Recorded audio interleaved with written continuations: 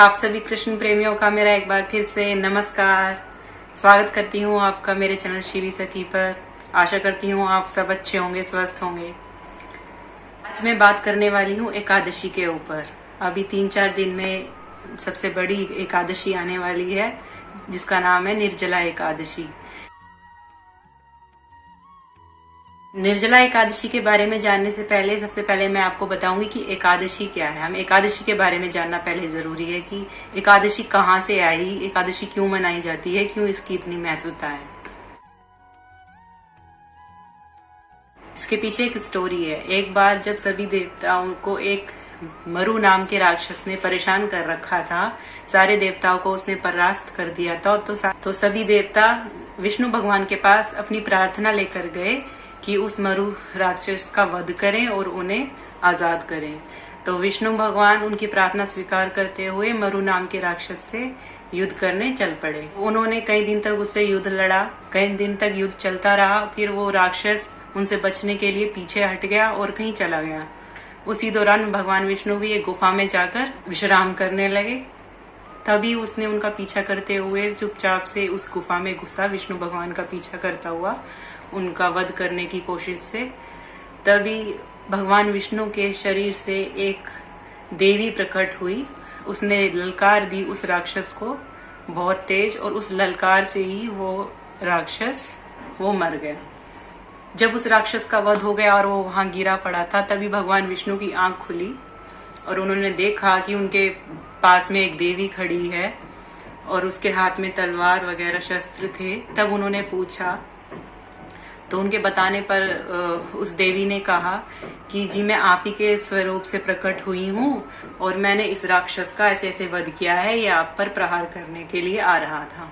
भगवान विष्णु उनसे प्रसन्न हुए। उन्होंने कहा कि मैं तुमसे बहुत प्रसन्न हूँ, आप जो मांगना चाहें आप मुझसे मांग सकती हैं।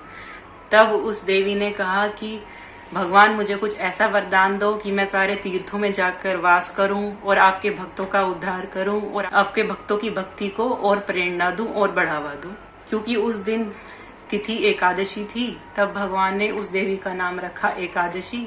तभी उन्होंने उस देवी को वरदान दिया कि तुम एकादशी कहलाओगी, जो भी तुम्हें रखेगा उसके सारे पाप नष्ट हो जाएंगे, जिसके जीवन में उसने जितने भी पाप किए होंगे वो सब नष्ट हो जाएंगे, और जो भी एकादशी के दिन मेरा नाम या संकीर्तन करेगा वो सारे पापों से मुक्त हो जाएगा। तुम मेरे भक्तों को पापों से मुक्त करोगी।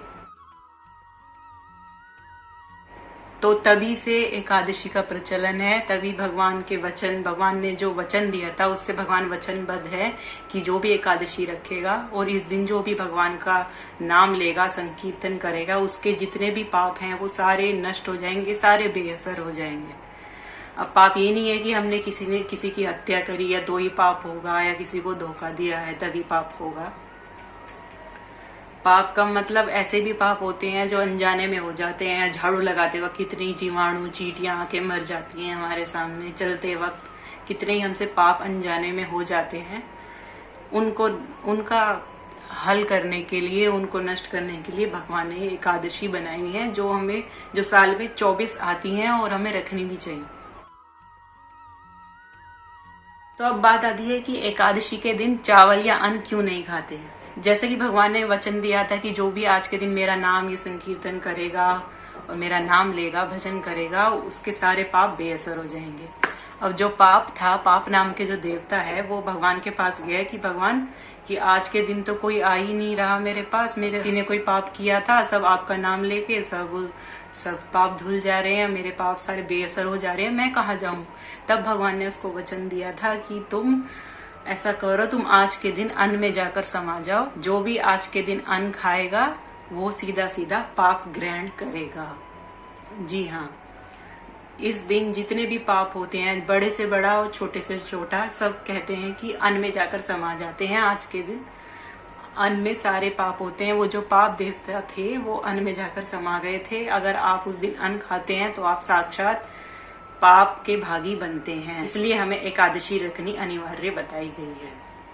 अब सवाल ये उठता है कि साल में 24 एकादशी आती हैं, सबके बस की नहीं है एकादशी रखनी 24 की 24। कई बार रखना भी चाहते हैं, भूल जाते हैं, छूट जाती है, कोई भूल हो जाती है, तो क्या करें। तो जो आने वाली जो एकादशी आने वाली है, निर्जला एकादशी, अब जिसके बारे में मैं बताऊंगी, वो जिन लोगों के सामने समस्या आती है कि वे 24 के 24 व्रत नहीं रख सकते एकादशी के साल में, उनके लिए एकमात्र सॉल्यूशन है ये निर्जला एकादशी। जब कृष्ण भगवान पांडवों को, द्रौपदी को, कुंती को एकादशी का महात्म बता रहे थे कि क्या महत्व है एकादशी का, तभी भीम ने कहा कि भगवान मैं तो सारी एकादशी नहीं रख सकता, मुझे तो हमेशा बहुत भूख लगती है, मेरे शरीर को अन्न की बहुत जरूरत रहती है, मेरे पेट में हमेशा अग्नि उज्ज्वलित रहती है जो अन्न के द्वारा ही बुझ शांत होती है। मैं 24 एकादशी तो क्या, मैं तो एक दिन भी भूखा नहीं रह सकता, मेरे लिए कृपा करके कुछ बताएं। तब भगवान कृष्ण ने उनको व्यासदेव जी के पास भेजा। व्यासदेव जी ने तब भीमसेन को इस निर्जला एकादशी के बारे में बताया कि हे भीम, यदि तुम 24 एकादशी नहीं रख सकते, 24 दिन भूखा नहीं रह सकते, तो साल में ज्येष्ठ मास में शुक्ल पक्ष के दिन एक एकादशी आती है जिसका नाम है निर्जला एकादशी। अगर इस दिन तुम संकल्प कर बिना जल के, बिना अन्न के अगर व्रत रख लो, तो जो बाकी की जो 23 एकादशियां यानी कि साल की 24 की 24 एकादशी का फल तुम्हें इसी एक एकादशी में मिल जाएगा। लेकिन बशर्ते यह है कि आपको इस दिन जल भी ग्रहण नहीं करना है, तब आपको ये फल मिलेगा। तो ये है महत्व निर्जला एकादशी का। आप भी जो आने वाला है इस अवसर का लाभ उठाएं और एकादशी जरूर रखें, और बाकी नहीं रख सकते या रखना चाहते तो ये वाली एकादशी, निर्जला एकादशी जरूर रखें।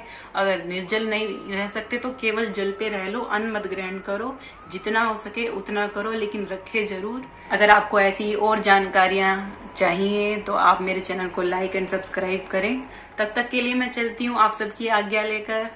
हरे कृष्णा।